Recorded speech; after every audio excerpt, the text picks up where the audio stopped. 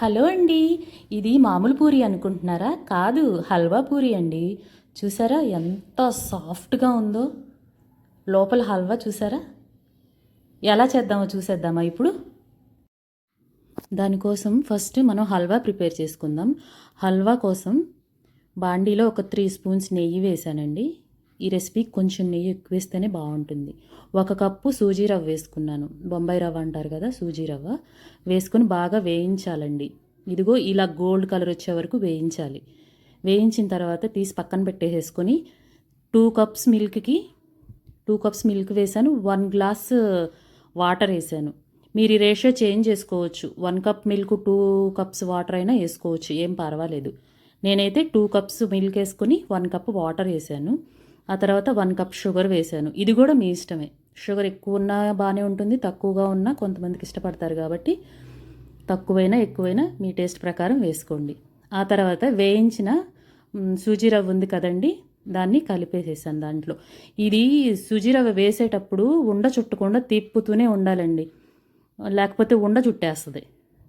ఇలా దగ్గరికి వచ్చిన తర్వాత 1 స్పూన్ ఇలాచీ పౌడర్ వేసానండి, ఫ్లేవర్ కోసం, మంచి ఫ్లేవర్ వస్తుంది. ఇలా గిన్నె కతుక్కోకుండా ఉండాలండి కన్సిస్టెన్సీ. చూసారా ఎలా ఉందో? అలాగా కన్సిస్టెన్సీ వచ్చిన తర్వాత స్టవ్ ఆఫ్ చేసేసి ఈ గిన్నె పక్కన పెట్టేసేయాలండి. ఇది ఆరే వరకు మనం ఉండ చుట్టలేం. ఆరిన తర్వాత చిన్న చిన్న ఉండలు చుట్టుకోవాలండి, చిన్నగా చుట్టుకోవాలి ఉండలు. నెక్స్ట్ స్టెప్ ఏంటంటే పూరీ పిండి కలుపుకోవడం. 1 కప్పు పూరీ పిండి తీసుకున్నాను. దానిలో కూడా ఒక 2-3 స్పూన్స్ నెయ్యి వేసానండి. ఈ రెసిపీలో నెయ్యి ఎక్కువ ఉంటేనే బాగుంటుందని చెప్పాను కదా. 2-3 స్పూన్స్ నెయ్యి వేసి కొంచెం వాటర్ వేసేసి పిండి కలిపేసేసుకున్నాను.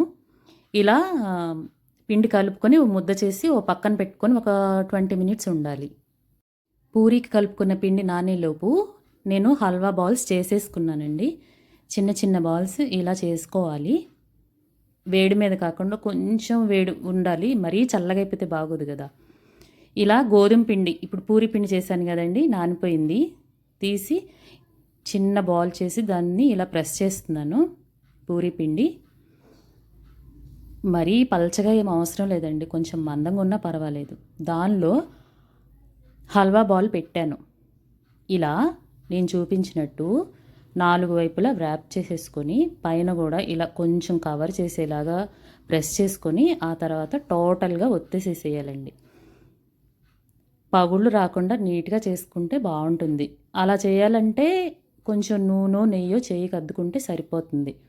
ఎక్కడ పగుళ్ళు ఉండవు, నీట్గా వస్తుంది. చూసారా ఎలా ఉందో? ఈ సైజ్ అయితే బాగుంటుందండి. ఆ తర్వాత కళాయిలో నూనె వేడి చేసుకొని ఒక్కొక్క పూరీని వేసుకోవాలండి.